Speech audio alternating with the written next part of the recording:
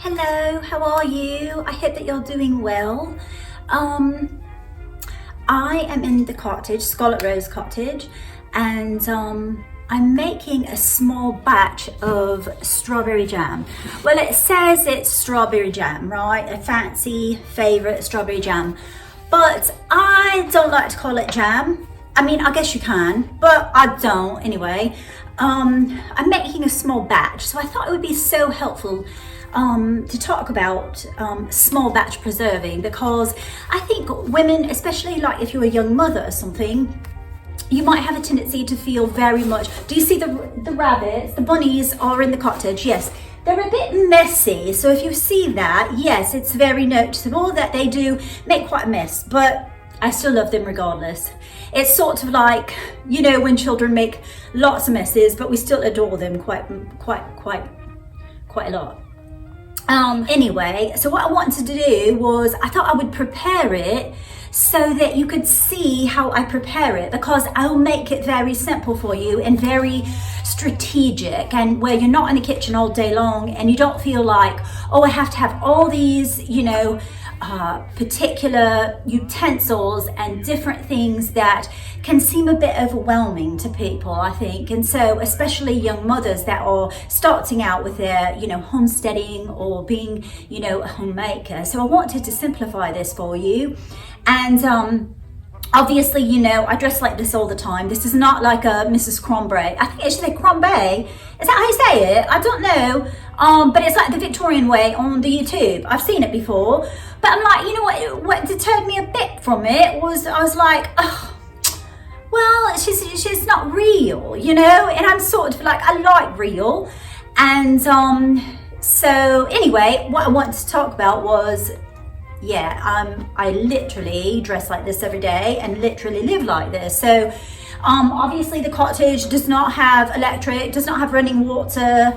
We have an outhouse, and I have a chamber pot. Now, might you understand this too? Let me preface that my dear husband, Jeffrey Sean, is not on board with a chamber pot, nor is he on board with an outhouse. So as much as I love it, he's not willing to go that far yet. So maybe one day I'll talk about how we manifest or we demonstrate through our conscious creating on how we, you know, allow people to come on board with our way of life if we like doing that, you know what I mean? Like, I know it's a bit extreme because I'm an extremist. I've always been that way, but I'm also an optimist. So I thought that I would maybe we could have a little nectar about you know, how to implement this lifestyle in a carefree and a very easy way, because I think it can be a bit daunting for a lot of people, especially if you're like, oh, you know, I'm going to go off the grid, I'm not going to live but with lanterns and kerosene lamps. I mean, people might, you know, want to box you up and put, you know, a padded room or something. And so so like I said, I am doing this, and I'll get to the strawberry preserves in just a moment, but I wanted to also say, you know, there's a way that you can do everything, and so it doesn't have to be by force, and it doesn't have to be, that's my little when I'm talking, to stay focused, which doesn't seem to be helping very much right now. But I think it's so important that we show others through example that we can have all of our dreams come true, you know, but we must go about it the right way. And so oftentimes I think a lot of people look at the world from an outer perspective, and they want to, you know, change everything or make other people change for them, or like say other people changing for me because I want to live this kind of lifestyle. So it's really a determining factor between whether or not you're brave or courageous enough to do it. And it also has a lot to do with your self-confidence, you know, believing that you can have all your dreams come true. And I have this camera set up in front of the window. This is, well, I've got two windows in the cottage. And like I said, the cottage is about 405 feet. Square foot, right? So that's about is that about what, 34 feet by 17.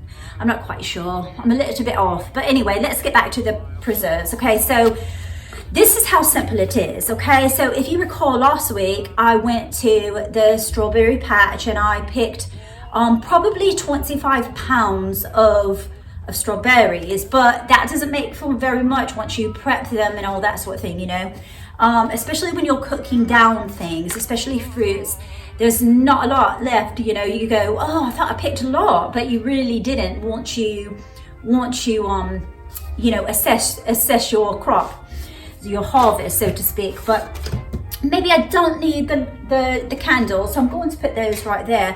But I wanted to show you, I have basically this, the first step of this is going to be, and then I will do another video tomorrow or tonight if you'd like me to, but this, like, I recommend this book. It's called The Complete Book of Small Batch Preserving, and it's by, oh good golly, let me look, what's the name of the author? Top and Howard. I'm not quite sure, I think, but look at this cover, a screenshot that might help you. And so what it's going to call for, this is going to give me 2.5 cups of strawberry jam. And I'm going to take these to my lovely aunt that I'm going to visit. I'm getting her a care package for tomorrow. I haven't seen her in like 7 years, so I thought I would bring her a little gift, you know. I've got 2 cups of the strawberries. This is your first step. So you're going to take 4 cups of berries and you're going to dice them up, and you're going to put 2 cups of sugar, just regular white sugar, and you put them in a bowl. Always do like a ceramic. This is a McCoy. And then what I will do is put those in the ice box. I do not have my ice box done yet, my Victorian ice box that I'm working on. But it's a bit chilly outside today, so I can't be working on it because the temperatures are not good, okay? And so then what we'll do is we'll take, you know, some type of doily of some sort, and then I'll lay that on there and I'll put it in the ice box. But I'll have to take it to my parents' cottage to have it set overnight or set for 8 hours, okay? And so then we'll come back to it and we'll work on the boiling it, and I might have to do that. I could do it on my, you know, my wood stove is not set up yet, but I could do it on probably on the little hot plate if you wanted me to do it that way, or I'll do it in the main cottage.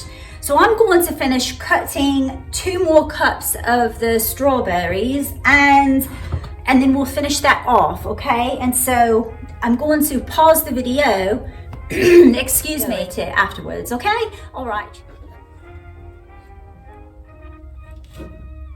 Also, you can dice up your berries however you like. Some people like really big chunky berries in the jam, but I like small things. And you know, when we were making the apple pie, the apple crisp, the Victorian apple crisp, you know that about me because I like small tiny little bites of things. And so it's very much your preference, you know. Should we have some background noise? Do we need like the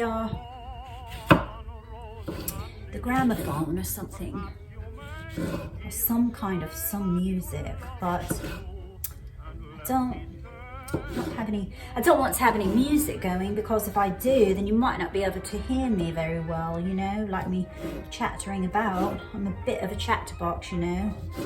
I know this is probably utterly boring to you. Are you going to snore asleep? What can we talk about? Oh, you know what we could talk about is what I did in the cottage, not the cottage, but what I did in the chicken coop this morning. Now, as you know, my husband and I are temporarily living at my folks' home, okay? We live in a little cottage. Well, I should say, you know, I want to be very authentic with you and very open and transparent. we are not yet sleeping in the cottage. Now I'll come in and have a bit of a nap or a lie down, you know, during the day and stuff after I'm reading or whatever, because I am trying to demonstrate what it's like in the in-between stage, you know, when you're discovering like this is something you might want to do. As we know, life does not fall together that way, does it? No, it actually, there's lots of steps in between that when you're attempting to do something or create a dream or something like that, you know, there's the in-between stages, or the things that are like not quite exactly how you want them to be, but you know what, you figure out how to make do, and you figure out what to do in the process, because it's so important that you have an enjoyable journey or voyage along the way. You know, that's what life is about, is having a nice time along the way. You know, it's important to have that, to capture the feeling of something, besides thinking that once you have a possession or you have a particular ideal life or something like that, that then you might be happy. But that's not necessarily the case, is it? No, it is not. I'm not much for religion. As you know, I used to be very, very much religious, but you know, I do know very much about scripture because, you know, I was raised that way for 44 years of my life. So let me be clear that I still do take direction, because I do like the instruction from you know, the said Bible. Do I believe in a religion? Absolutely not. But I do believe there's good instruction in the Bible. And so my point is so there's another cup, okay? We're going to do that one. And we've got one more.